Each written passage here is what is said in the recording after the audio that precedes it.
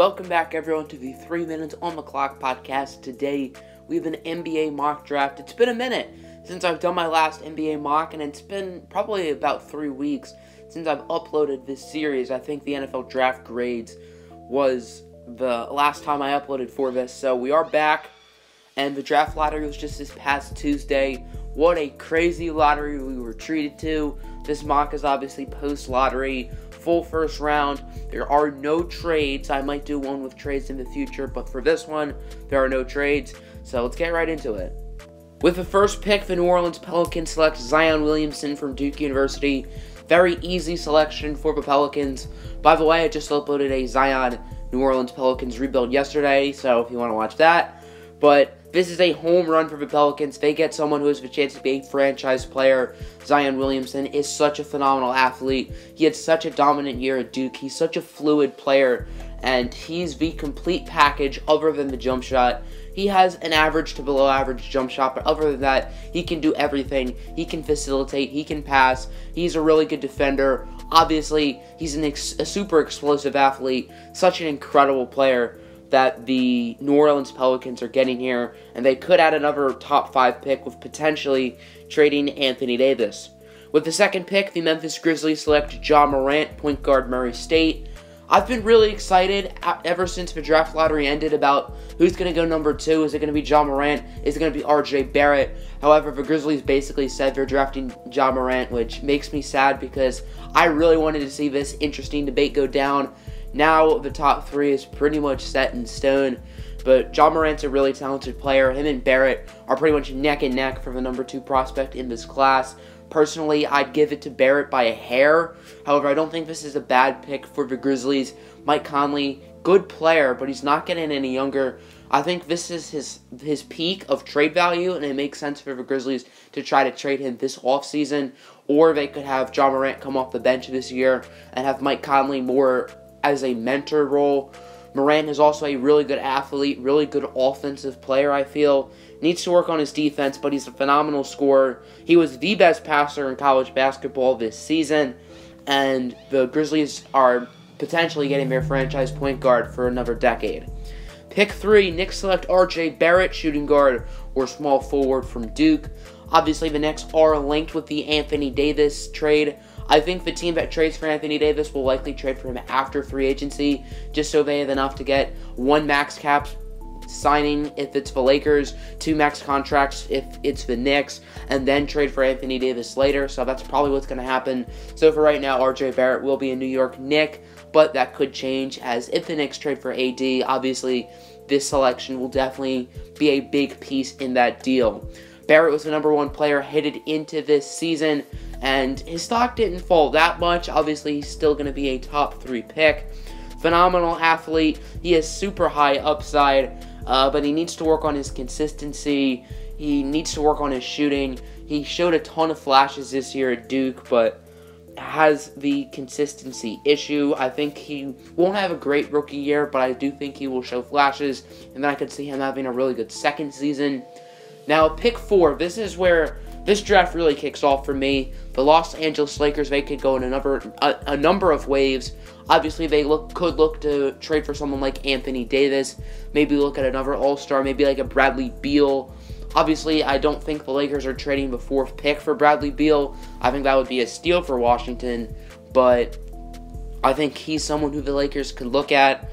But I've been going with Jarrett Culver, shooting guard, Texas Tech. I think a number of players are in consideration for this pick.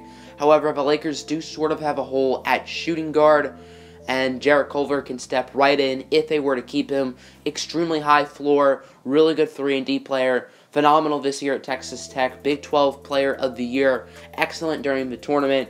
He was the best player on debatably the 2nd best team in the nation, as they did make the national championship with him. And the Lakers are getting someone who's probably not going to be a superstar, but he can definitely help their playoff pursuit this season. Pick 5, the Cleveland Cavaliers go with DeAndre Hunter, forward from Virginia. Hunter absolutely dominated in the national championship, and like Jarrett Culver, he doesn't have a crazy ceiling, but he does have a nice floor. I think the Cavs potentially have their franchise player in Colin Sexton. I really liked him last year out of Alabama.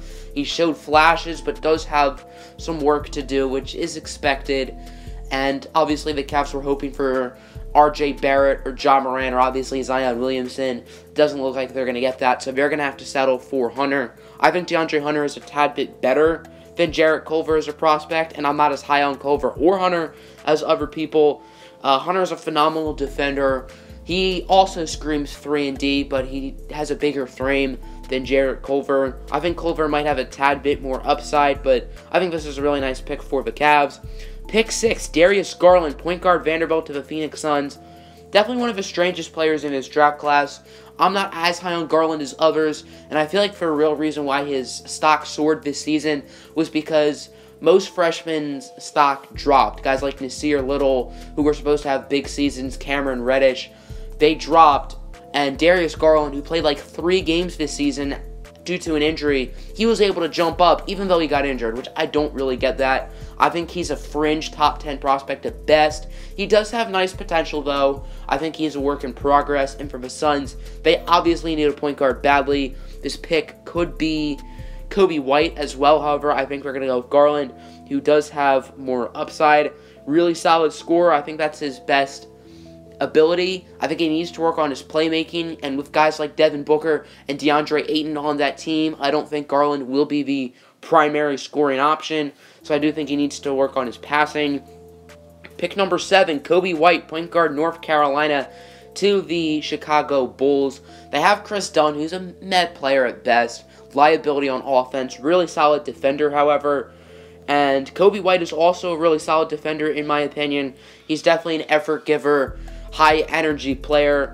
He's a really solid scorer. He can shoot the ball pretty well, and I don't think he's as raw as some of these other freshmen. I think Kobe White is a better prospect than Darius Garland, and I think this is a really nice pick for the Bulls. And then obviously Kobe White is the best hair in this draft class.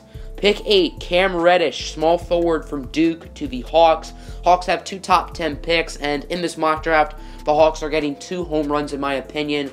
I think Cameron Reddish and Bol Bol are both top 5 prospects, along with those top 3 guys, ahead of players like Jarrett Culver and DeAndre Hunter, because I think Reddish and Bol Bol have higher upsides. Starting with Reddish, he was disappointing at Duke this season. Like R.J. Barrett, he was really inconsistent throughout this season. However, Cameron Reddish, he definitely has a jump shot. He really did display that during high school. He was my number 2 prospect entering this season, just behind R.J. Barrett. And Reddish, solid athlete, but I don't think he has the athletic upside that an R.J. Barrett has. But he does have a very nice physical profile. Dynamic, explosive player. Phenomenal selection here for the Hawks. Pick 9, Jackson Hayes, center, out of Texas to the Washington Wizards. Can't say I love this pick. I'm not much of a Jackson Hayes guy. Obviously, I would go Bol Bol in this scenario. Jackson Hayes definitely has some durability issues. He struggled to stay on the floor. He had some injury concerns. And he's a really solid defender, sort of like Brandon Clark almost. They're both really solid defenders. You don't get much from them on offense, which is why I'm not really high on either of them. He does have a nice physical profile, 7 feet, very athletic, and he's really solid inside, sort of like Brandon Clark. Dominant in the paint, but outside of that, you don't really get much from him on either end of the court. Really solid shot blocker, though, inside. And then pick 10, probably my favorite prospect in this draft class, Bol Bol, out of Oregon, to the Atlanta Hawks, the son of Manute Bol. Bol Bol is 7'2", 222 according to ESPN, and I think he's a top 5 prospect. Yes, the durability is a question. Does not have the biggest frame, injury concerns. He missed half the season at Oregon with an injury. But what he showed in that first half this season with the Ducks really sparked my eye. He was incredible, especially on offense. He put up a good 22 points a game as a freshman, and he can shoot. Someone with his size, with his shooting ability, he went 13 for 25 this year from 3. That's over 50%.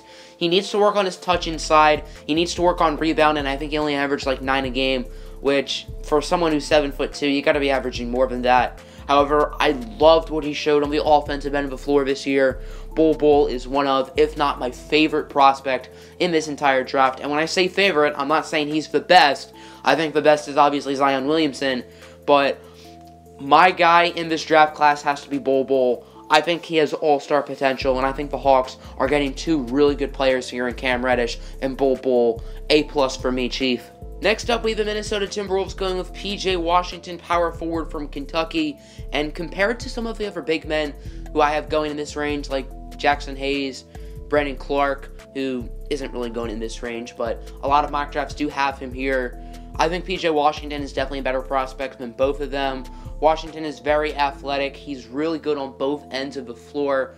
Good in the perimeter, good inside. He can get boards. He can block shots. He can go on to other defenders in the perimeter, not just inside. And he has a really solid offensive game. He can score from all three levels. He has a really solid jump shot. Pretty athletic as well. So I think this is a nice pick for the Timberwolves. I do think he has a pretty high floor. Pick 12, Romeo Langford, shooting guard Indiana, to the Charlotte Hornets. I think this pick makes so much sense, especially if Kemba leaves, Romeo Langford can sort of have a Donovan Mitchell-esque role. Of course, the Jazz lost Gordon Hayward that summer. They handed the keys to Mitchell, and he really blew it up. Mitchell is sort of a ball-dominant player. You can say he's a ball hog. Really solid scorer from all three levels. Extremely dynamic athlete, and you can say all of those things about Romeo Langford as well. I think Donovan Mitchell is a perfect comparison for Romeo Langford. I think those two are so similar. And even if they do keep Kemba, I think these two can be a really nice pairing. I think Romeo Langford is absolutely a top 10 prospect in this draft. He was inconsistent in Indiana, but I really like what he's made of. I think this is Donovan Mitchell 2.0. Pick 13, KZ Okpala, small forward from Stanford. Really productive this season. Very versatile, really solid jumper. And he sort of bursted onto this scene. Wasn't really known at the beginning of the year, but his stock definitely improved throughout the year. 13 might be a bit high, especially with guys like Rui Hachimura, Nasir Little, and Brandon Clark on the board. However, I think this fits what the Heat are looking for better. Someone like Nasir Little, he's basically Justice Winslow 2.0. Does not give you much shooting ability, does not give you much on the offensive end of the floor. And then, obviously, I'm not much of a Brandon Clark guy. I think he's a late first-round prospect at best. Pick 14, Sekou Doumbouya, small forward from France, or at least that's where he's playing, as I think this pick makes sense for the Celtics. For getting someone with a lot of upside. Yeah, he doesn't help them now, but he gives them an extra roster spot. He gives them extra cap space because I assume he will be staying in France for another year. Might be wrong about that. Really athletic, really high upside, but he has a very low floor as well. I think he's boomer bust. Could be used as a trade asset to potentially get Anthony Davis as well. Pick 15, my Detroit Pistons go with Rui Hachimura, forward from Gonzaga. Hachimura has been extremely productive in his college career. Personally, I like those next two guys better, Kevin Porter Jr. and Nasir Little. But Hachimura has a very high floor, really solid offensive player. Very solid frame as well, 6'9", 234. Really nice touch. And even though he was a junior, he's only 20 years old, so he does have some upside. Pick 16, Kevin Porter Jr., shooting guard from USC to the Orlando Magic. Kevin Porter is one of my favorite players in this year's draft. I think he's a borderline top 10 prospect, as I watched him live probably about a year ago, and he can absolutely jump. That man is an insane athlete. He probably had 2 or 3 dunks in that game, and really looking at him, he's super raw, but he has a lot of upside. And a team like the Magic, yeah, they just made the playoffs, but they're not contending anywhere. Kevin Porter Jr. has star potential, but he also has a lot of bust potential as well. So I think he could really go either way with him. Solid offensive player, solid scorer. I think he could have been more productive at USC. His stock did drop a little. He missed a decent amount of games this year with some suspensions. Really inconsistent player, and he's obviously super raw. However, I love his upside, and I love the pick for the Magic. Pick 17, Nasir Little, forward from North Carolina to the Brooklyn Nets. I don't know if they're going to keep Rondae Hollis-Jefferson. He's not a standout player for me, and Nasir Little, I think, is very similar. Nasir Little does not give you a lot on offense. He didn't start this year for North Carolina.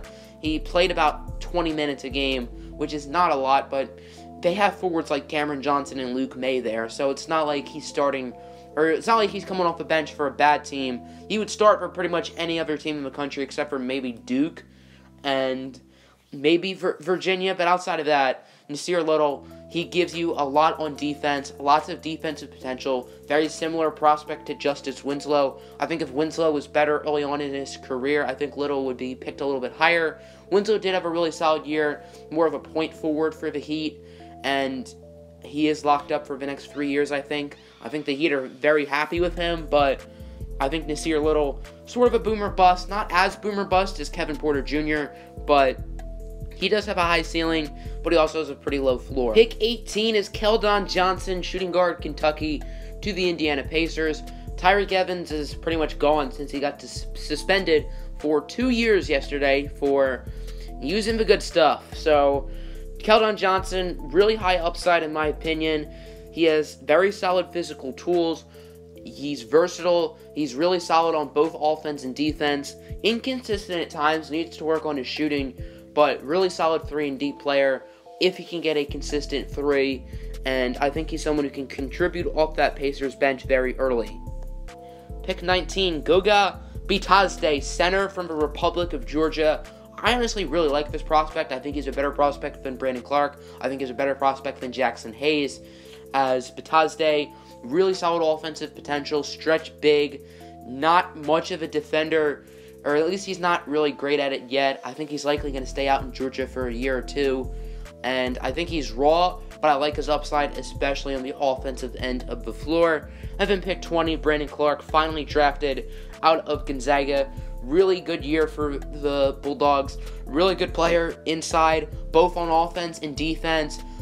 Very efficient season, scoring the basketball. I think he might have had the highest field goal percentage in the whole country. He can block shots, he can get rebounds, but the reason why I don't like him that much is because he can't really do much else outside of a perimeter, or outside of the paint, sorry. Not great on the perimeter on defense, and then on offense, he cannot shoot at all. In this league, you need to know how to shoot the basketball. Brandon Clark did not demonstrate any of that really this year at Gonzaga, going out and shooting threes. So I think Boston's getting a low post guy, but sort of like Robert Williams last year, a big man who's sort of falling a little bit.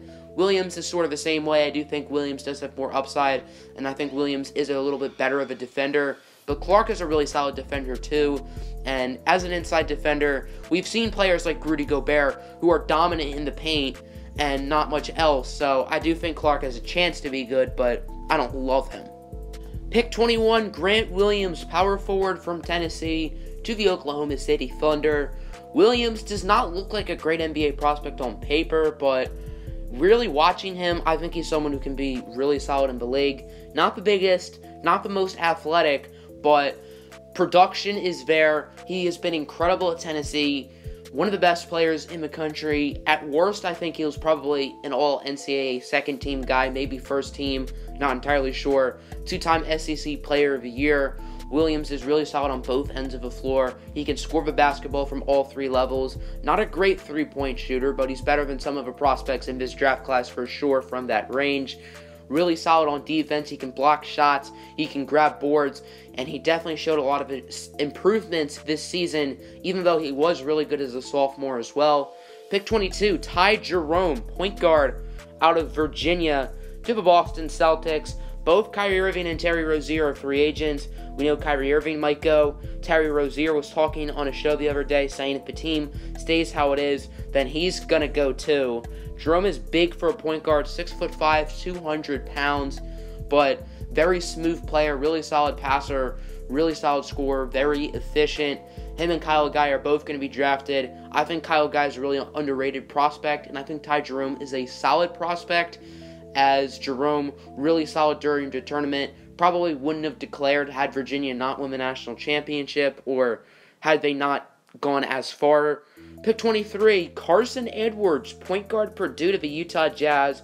The Jazz took probably the most polarizing player in college basketball last year in the first round in Grayson Allen, and they're going to do it again with Carson Edwards. Obviously, they're polarizing for different reasons, but both of them were really good in college. Carson Edwards, not the biggest, but such a dynamic scorer. He looked like Steph Curry during the tournament, and he really dominated at times, really played well. He can score from all three levels of the court, really solid facilitator, and he was pretty much the Stephen Curry of college basketball. Not saying he's going to be Steph in the NBA, but not the biggest, not the most athletic, but can shoot it well, and he's a really interesting prospect, to say the least. I think he could have a really successful NBA career. I think he's not going to go much lower than this. Pick 24, Tyler Hero, shooting guard, Kentucky to the Philadelphia 76ers. They need shooting. JJ Redick is likely gone, as they do have to prioritize Jimmy Butler and Tobias Harris this offseason.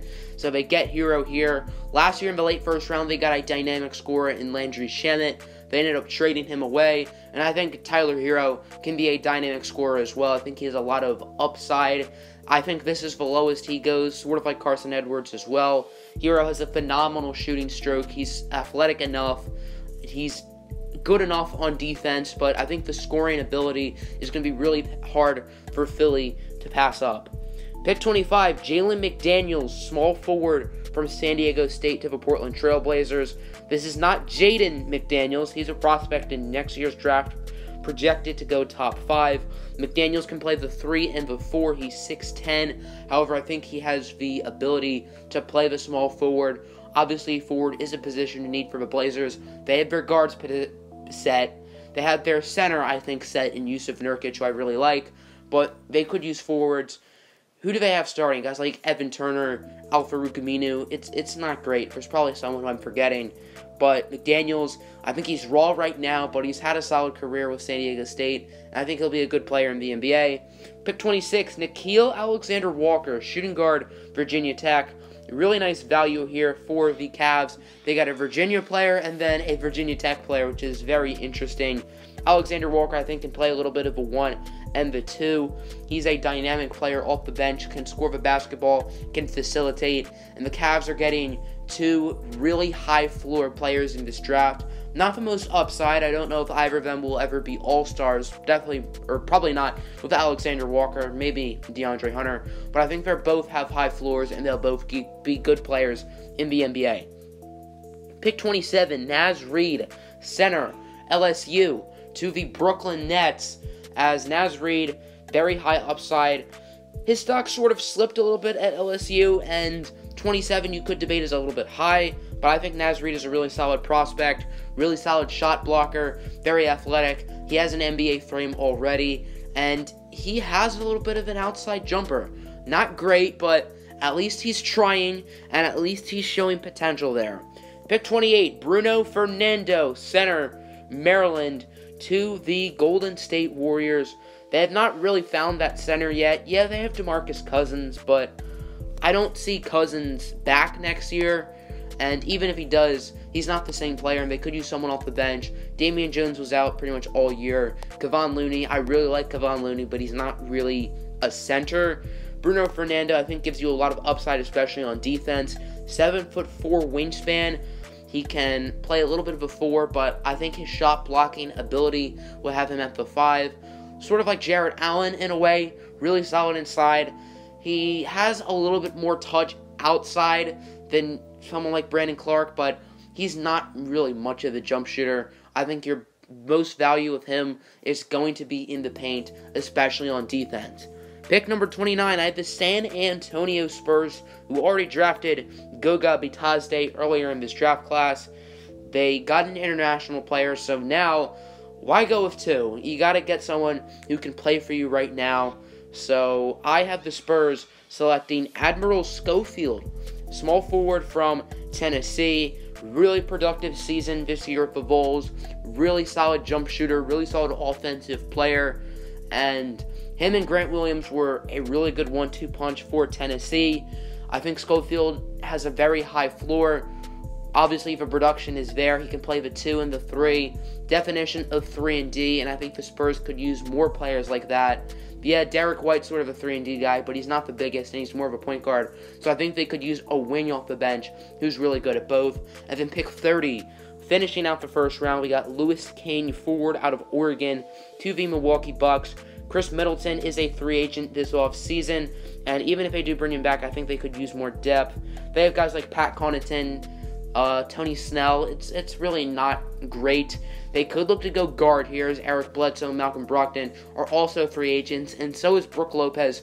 So Milwaukee could go with a number of players here in this spot, but I have been going with Louis Kane, who I like. I think he's a first-round prospect, really solid scorer, really underrated this year with the Ducks, not really talked about with Oregon, and Oregon wasn't really talked about. They were sort of a Cinderella in the Sweet 16. So that'll end the video. Hope you guys enjoyed. Who do you guys think will go to your favorite teams? And yeah, have a good Saturday. Also, OFL draft stream tonight at 7 p.m. Eastern Standard Time. Be there or be square. Oh my God.